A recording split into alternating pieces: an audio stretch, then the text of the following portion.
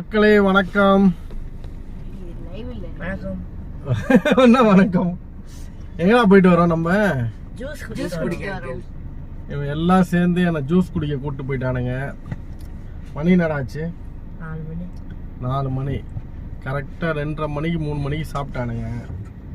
இன்னைக்கு வேற சண்டே. நல்லா ஜூஸ் குடிச்சிட்டு வெயில் முடியல. சென்னையில் வந்து காலையில் பார்த்தா பனிமூட்டமாக இருக்கு, அதுக்கப்புறம் பார்த்தா செம்ம வெயில் அடிக்குது. காலையில் ஃபுல்லாக க்ளவுடி மிஸ்ட் ஃபார்ம் ஆயிருக்கு ஃபுல்லாக. நீ என்னடா வாய மூடிக்கிட்டே உட்காந்துட்டு இருக்கு?